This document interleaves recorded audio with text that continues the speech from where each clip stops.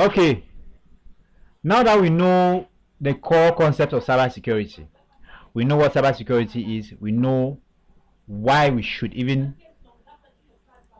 get to learn cybersecurity. Let's now discuss some cybersecurity threats. Malware.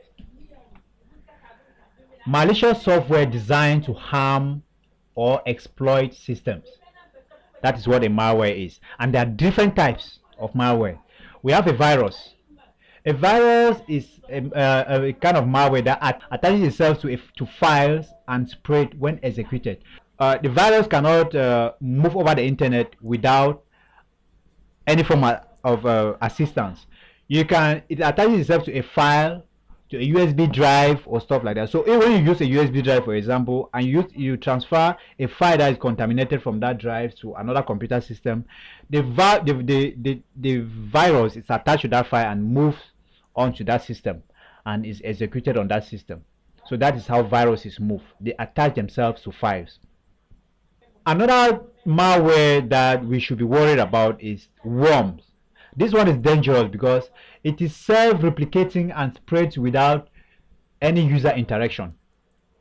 Unlike the virus that needs to attach itself to a file, the worm, when it gets into your system, it can replicate itself over the network without you actually sharing anything.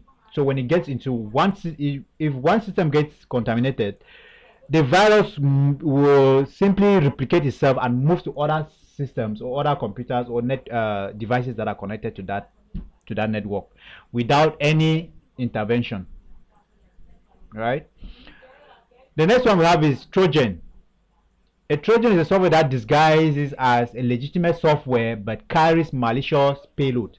So for example, if you go to a website to download something, if I want to download something, if you're a graphic designer, for example, and you want to download, let's say you want to download Photoshop or Illustrator. I'm using this example because I'm a graphic designer personally, so it's easy for me to, that's what always comes to my mind. So if you want to download a software for graphic design, most of the time we know that those softwares are paid. Sometimes we don't have the budget and we want something that we can use without paying, right?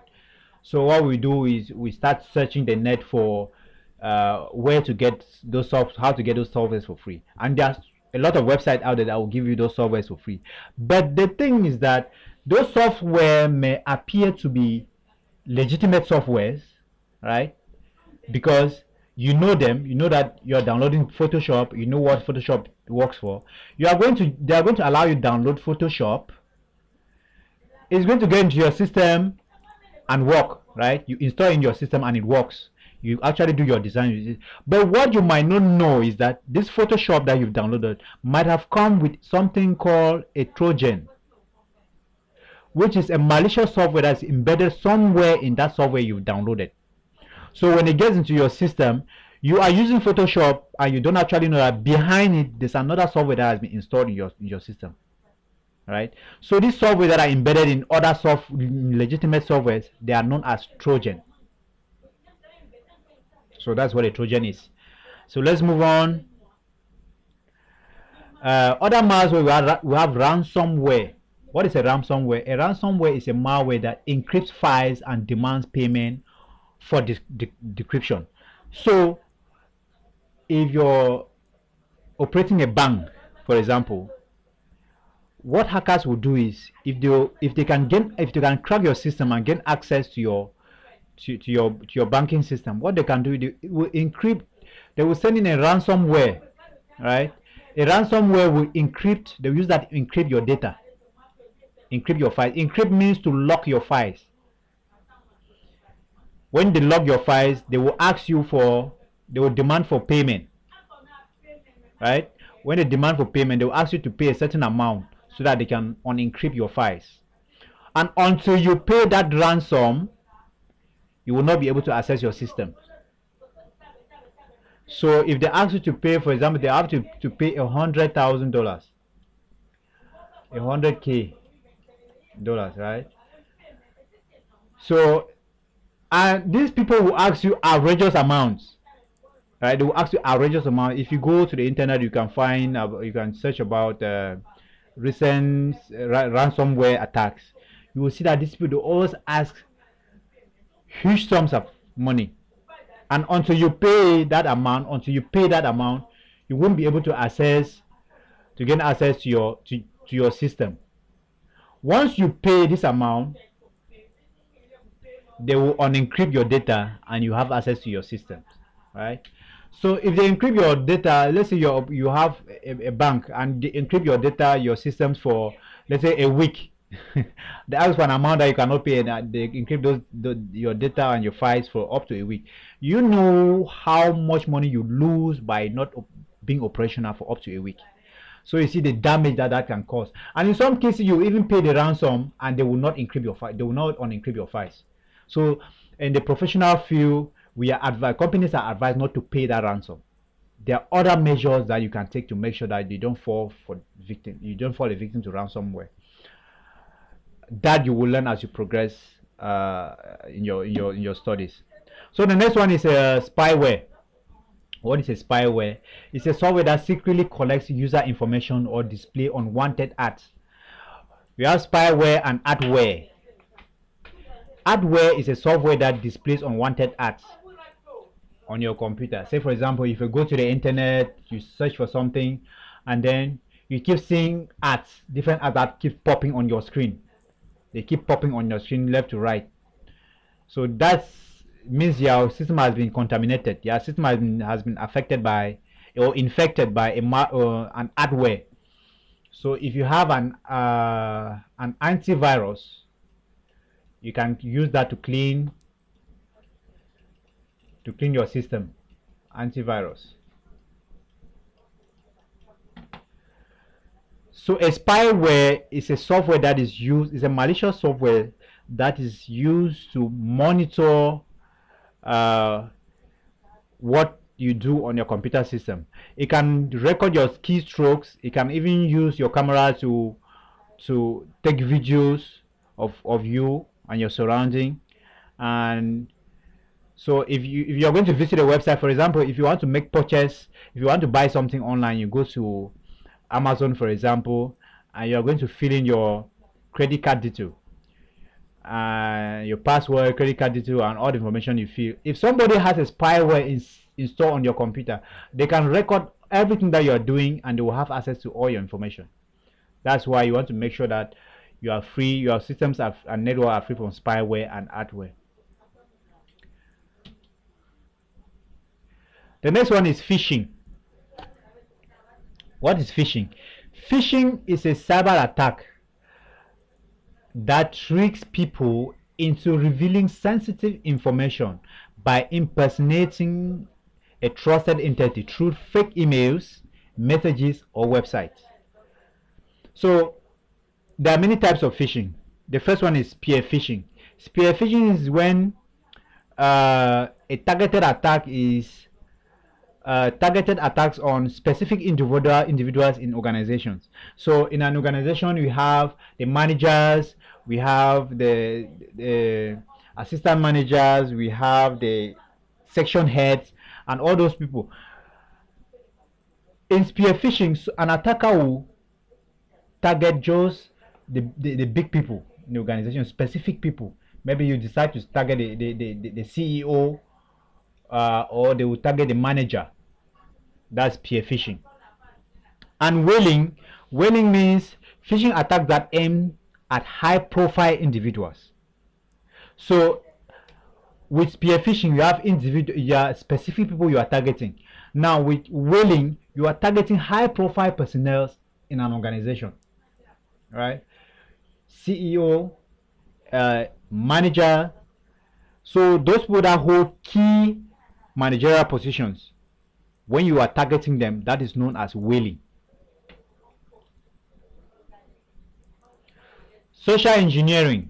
What is social engineering? Manipulating people into revealing confidential information or performing actions that compromise security. One technique of social engineering is pretexting. You are creating a fabricated scenario to obtain sensitive information or sensitive data, right? If I call you, for example, I want you to give me information. If you're working in a company and I want to get sensitive information from you, I'm not going to call you and tell you, hey, can you give me the password to your system, to your data systems? No. What I'll do is I'll create a scenario, right? I'll create a story around it to convince you. A story that will put you in the pipeline so that when I ask for that information, you actually give it to me. I can pretend to be your manager.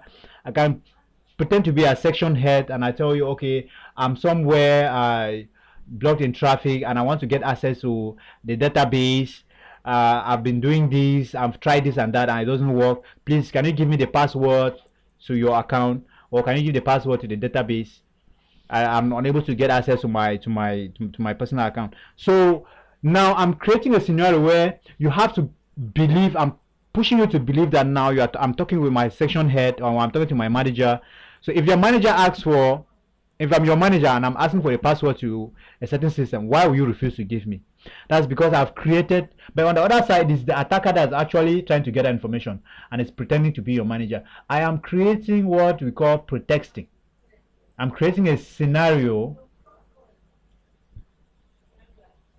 that keeps you in the frame, but that puts you in the frame, the frame of mind to give me whatever information that that I will end up asking for. So that's pretexting. So what is baiting? Offering something appealing.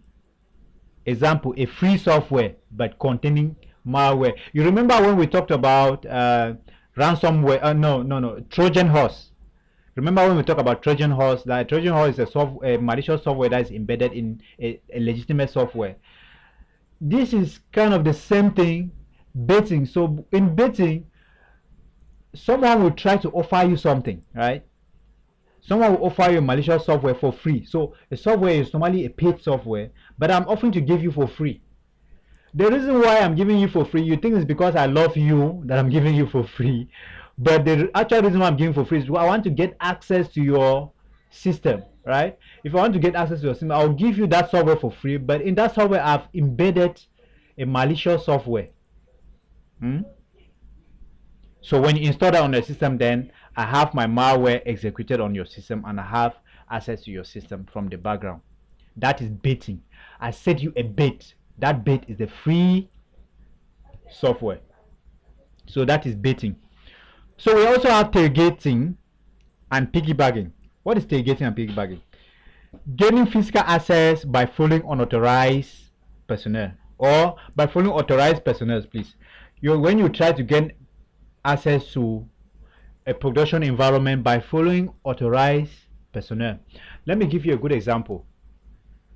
Let's say you work in a company, and for you to get into the office, you have system for access control.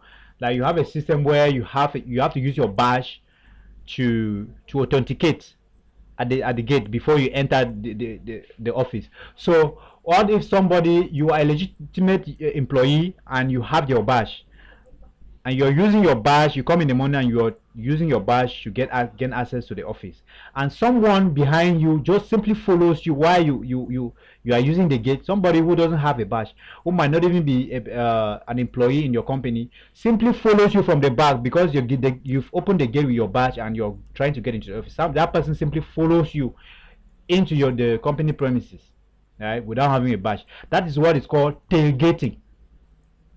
It's called tailgating. That person follows you because you've actually opened the gate with your own identity. So the person just takes advantage and follows you in while you try to get into the office. That's tailgating and piggybacking.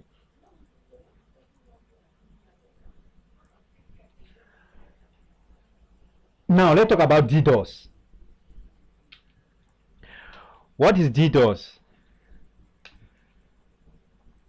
DDoS and DOS. DOS stands for distributed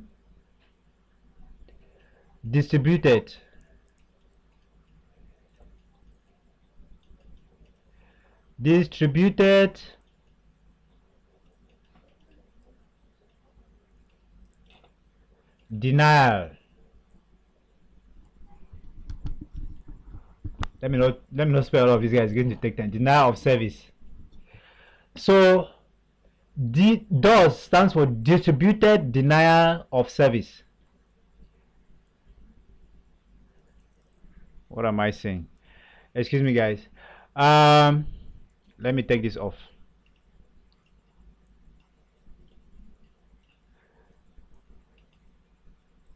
Okay. DOS stands for denial of service, right? Denial of service simply means you are creating a scenario where a service ceases to function. All right. If you have a website that has the capability to service about 1,000 requests,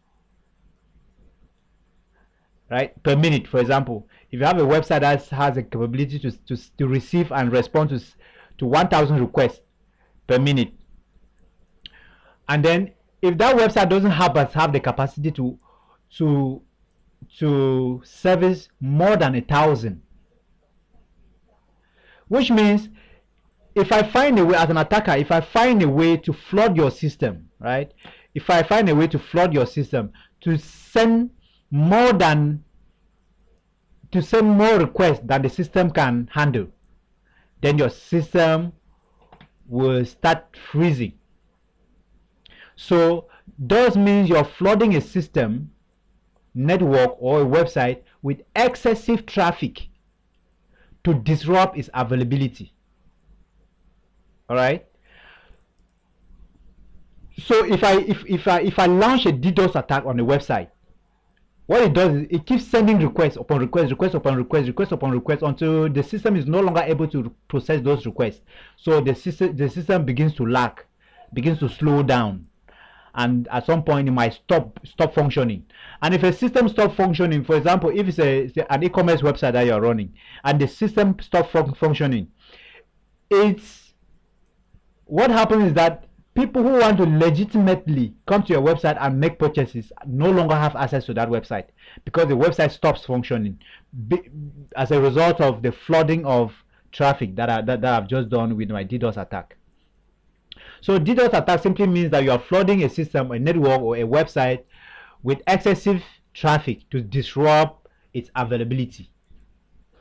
You see, when we talk about the CIA triads, we talk about availability, confidentiality, availability, and integrity.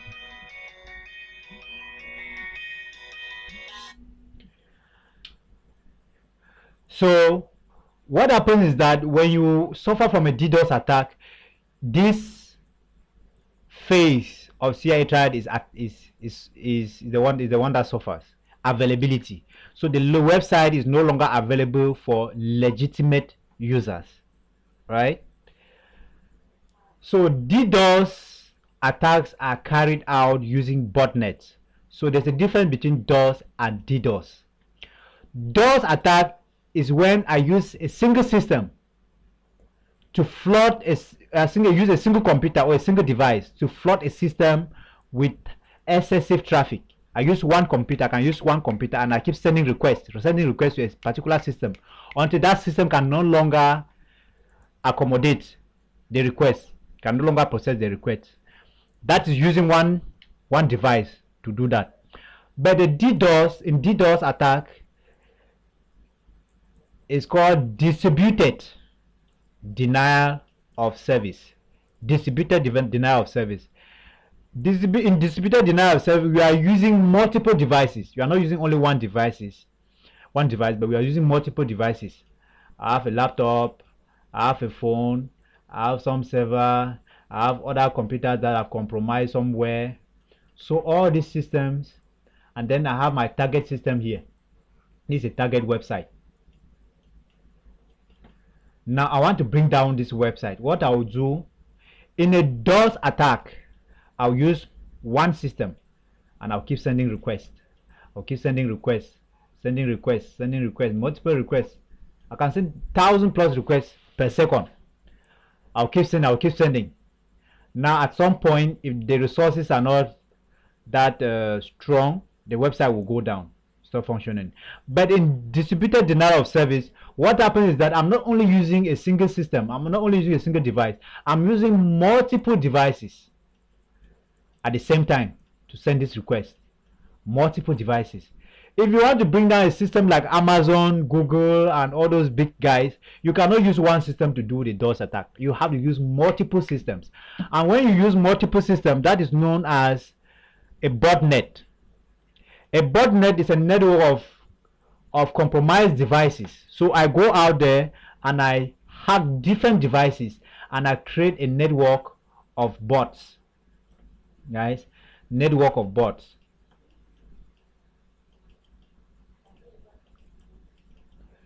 I create a network of bots.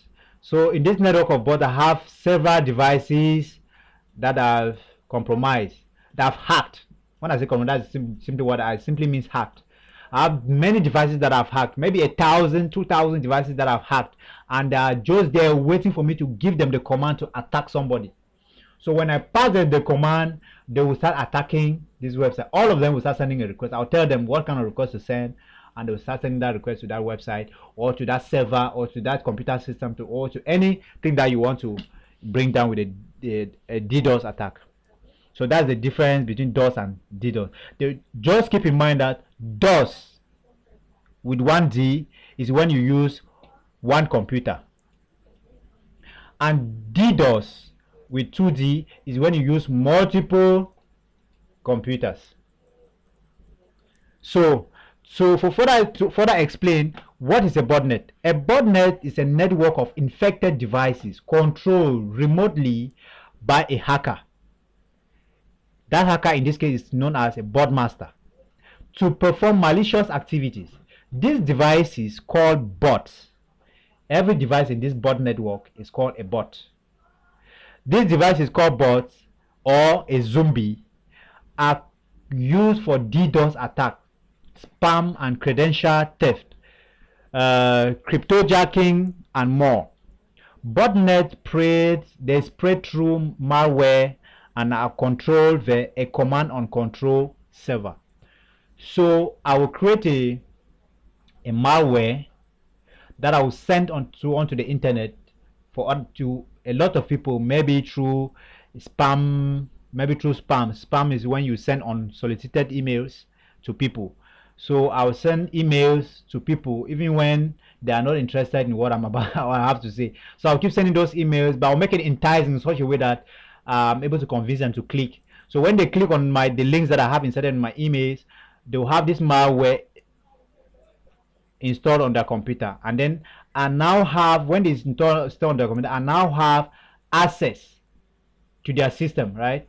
I now have access to their system. Now their system becomes a member of my botnet, right? The system simply joins my botnet. So I'll do that to multiple people on the internet, and I'll have a list of devices that I've compromised to create my botnet. So that is what I will use through a command and control server to launch an attack on my target. So that is what DDoS and DOS is. I hope that you are following, guys, and I hope that you are enjoying this introduction to cybersecurity. So the next thing we want to talk about, yeah, go ahead. No, it's okay. I was just about to say, yeah, I'm with you. Oh, okay. Yeah, great. So the next thing we want to talk about is in common cyber threat is man in the middle, also known as it's abbreviated MITM, man in the middle.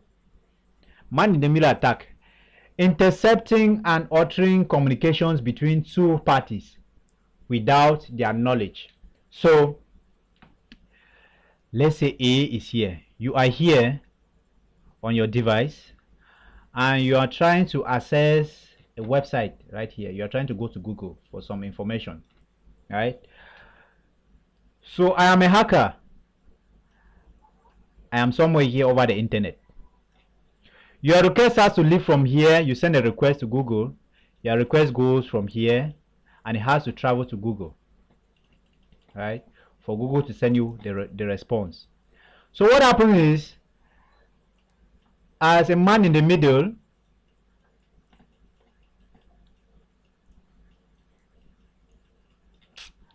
pardon my manner of writing, guys. As a man in the middle, I will sit in the network here, somewhere over the internet. I will intercept this traffic. I will grab this traffic that this request that you're sending, and I will monitor what it is. I'll try to check what information you are requesting. Right? I'll check what information you're requesting before that information goes to Google. So I'll be somewhere on the internet and I'm monitoring what you're doing. That information goes to Google, and then it can come back to you. Now, what happens is that what if it's okay if you are just going to the internet searching for information. Let's say you want to learn how to do graphic design, or you want to learn how to make a website. There's no sensitive information that you're sharing here. But what if you are going to a website like Amazon and you are trying to buy something, right? You are going to input your credit card information, and that credit card information will be intercepted by a man in the middle. That information will be intercepted by a man in the middle, which means they can now get your credit card number and your code. Imagine what they can do imagine what a hacker can do with that information if they get hold of that information. So that's what a man in the middle attack does. They will simply sit somewhere over the internet and try to get access to your communication and alter that they can even alter the communication. Okay, so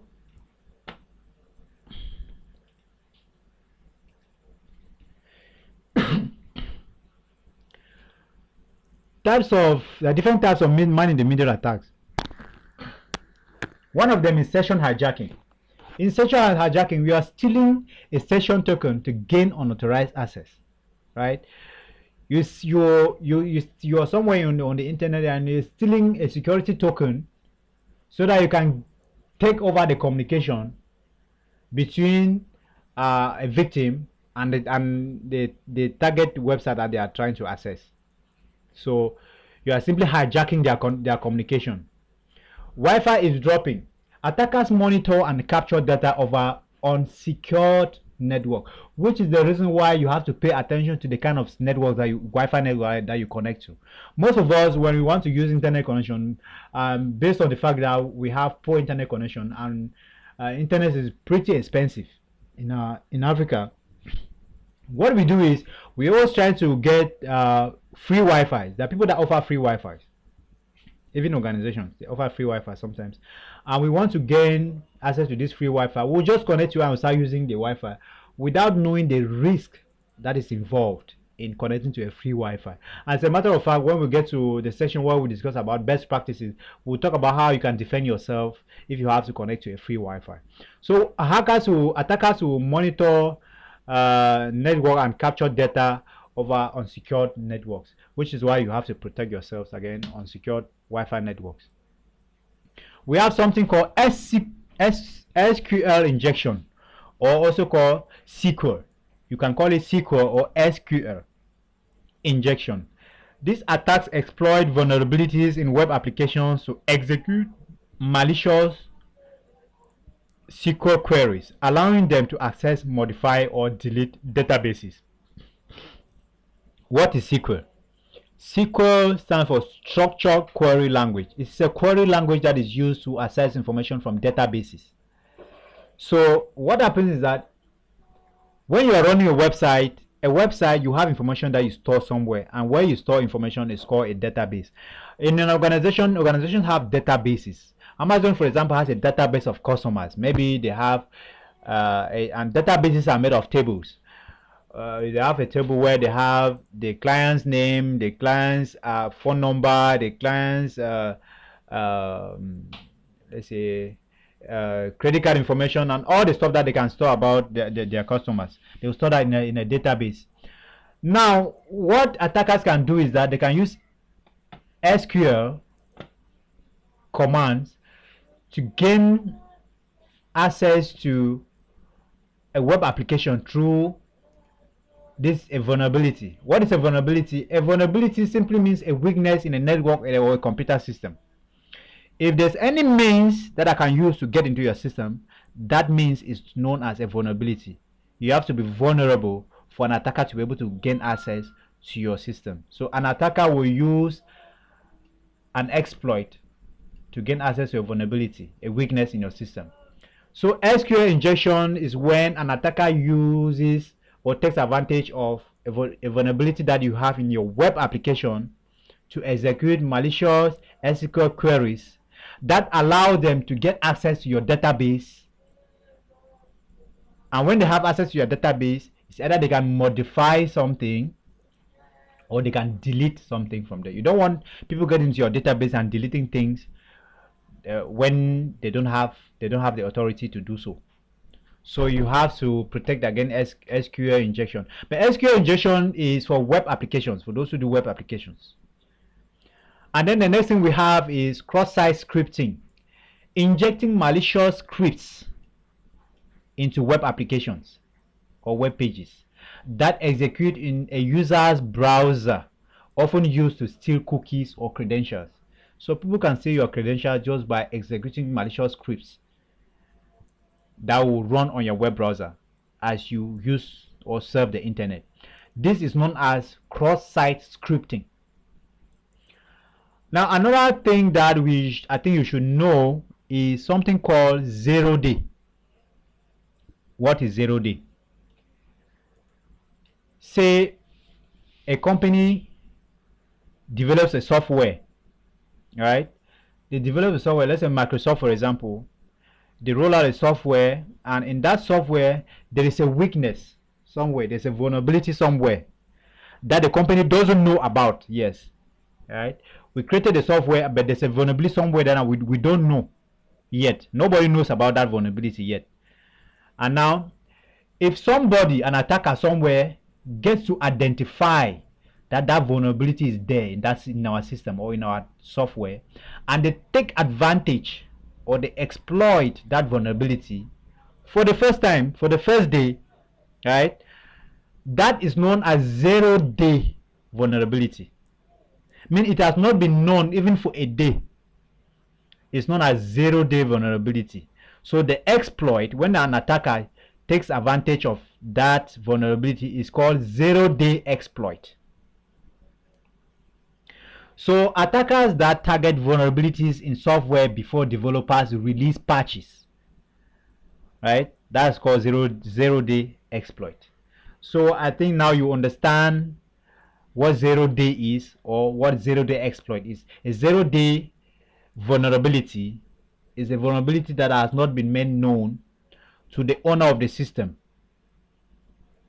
And a 0-day exploit is when an attacker takes advantage of a 0-day vulnerability for the first time, when they before the system owner actually rolls out a patch for that vulnerability. Insider threats. What is insider threats? Cybersecurity risks posed by employees, contractors, or business partners who misuse the access to data or system, either intentionally or accidentally. That is what insider threat means. Insider means someone who is on the inside, like an employee. In a company, you have employees. We have contractors. Maybe the company will contract somebody to do a job. For example, if you become a cybersecurity consultant, a company will contract you to do consultancy for them. So you are a contractor. We have business partners. People who do business have partners that they do business with, right?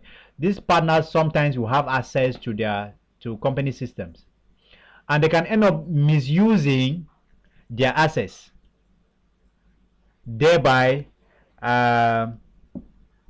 if they misuse their access to data or system, they can do that intentionally with malicious intentions, or it can happen accidentally.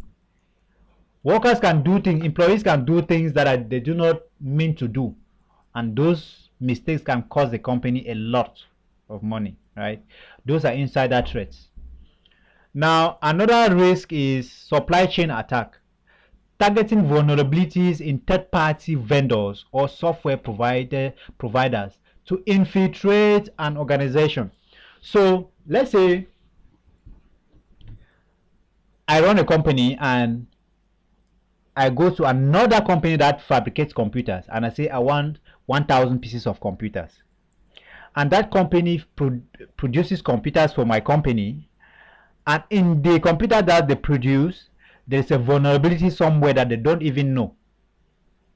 What happens is that once that vulnerability, what those computer systems get into my workspace, into my organization, an attacker can take advantage of the vulnerability in that computer system to get access to my private network, to my organization network. So that is supply chain attack. They can pass through, an attacker can pass through a supplier, a company supplier, to get access to company infrastructure. So you also want to pay attention to that to make sure that whatever it is that you're bringing into your network or into your company environment is safe from any kind of vulnerabilities. Then we have Internet of Things, IoT attacks. What is IoT? Does anyone know what IoT stands for? Please, you can unmute and answer. You said Internet of Things, right? Yes, I already said that. Okay, Internet of Things, it simply means internet connected devices. Any device that is able to connect to the internet. You have your smart fridge, you have maybe smart cleaners in the house, you have just any kind of device. You have sensors that connect to the internet. These are IoTs, Internet of Things, internet connected devices. So attackers can also take advantage of internet connected devices that are attached to your network to get into your network, exploiting insecure IoT devices, smart cameras, routers to gain unauthorized access or launch larger attacks. If you want to read about that on the internet, you can read about the mirror botnet. So if you have a network and you have IoT devices connected to that network, you have to make sure that they are secure. You have to make sure that you create a segment of that network meant for IoT devices only. You have to segment your network and make sure you keep them in a separate network. So this is your network. You create a subsection for your IoT devices, so that if an attacker is able to hack into any IoT device, they will not be able to get access to your inside network, into your main network. So that is how you can protect your company environment, productive environment from insider or IoT attacks.